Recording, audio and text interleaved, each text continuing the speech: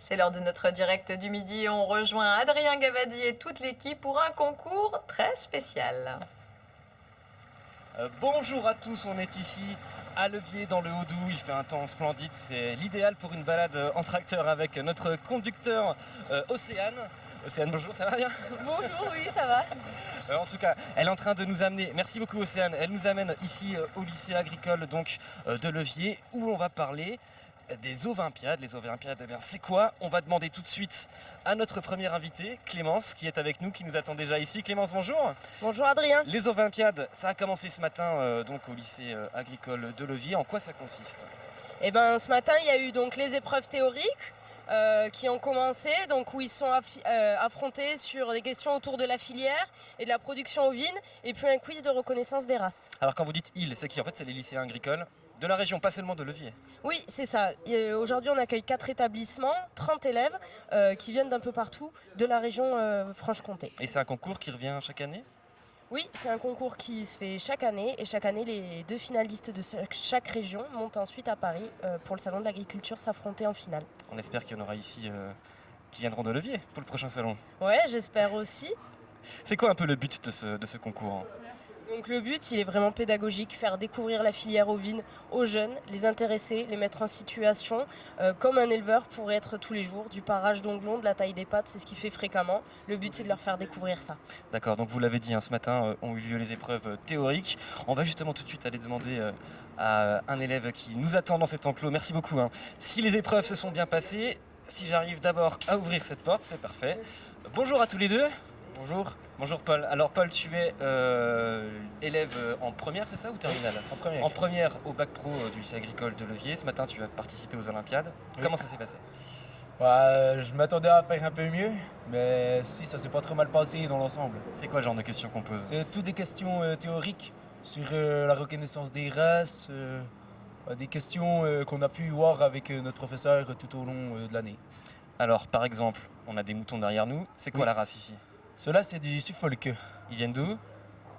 Je sais pas exactement. Eh ben voilà, il fallait mieux réviser.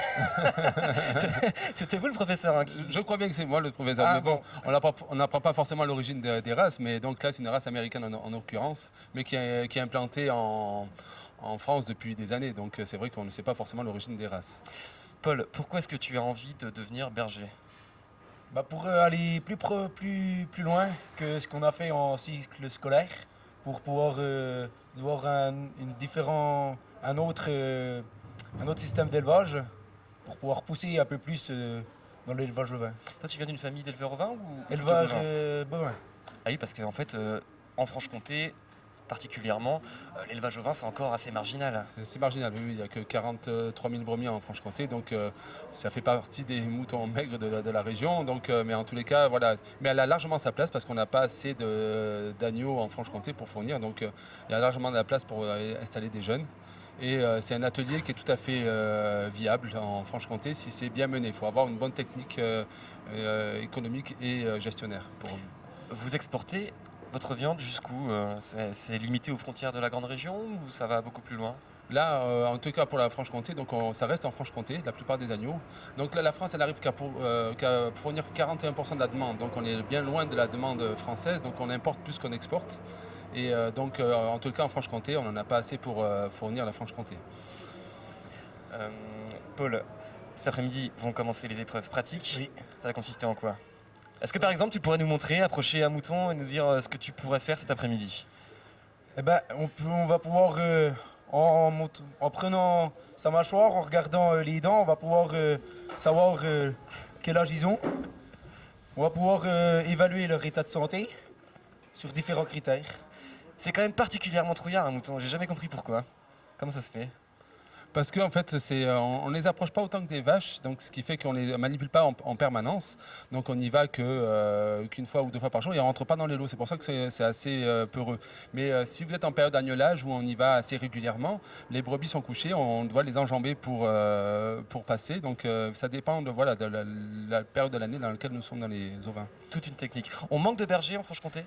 Oui, on manque de bergers. Donc voilà, d'ici une dizaine d'années, il y a à peu près la moitié du cheptel ovin français qui doit changer de main. Donc on est en recherche de jeunes pour, pour renouveler les troupeaux.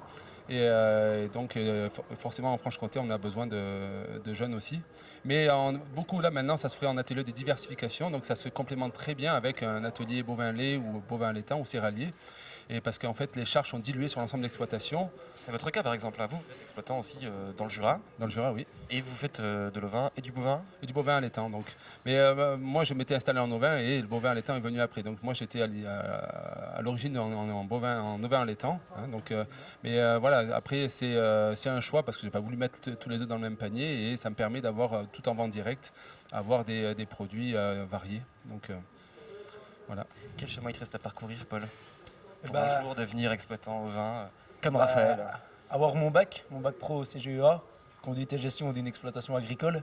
Et après, peut-être aller plus loin dans le BTS ou une autre suite après le bac. C'est ce qu'avaient fait tes parents? Non, mon père, il s'est arrêté au bac professionnel. Et ça a changé. Ça change l'agriculture aujourd'hui, évidemment, dans tous les domaines et aussi dans le domaine ovin.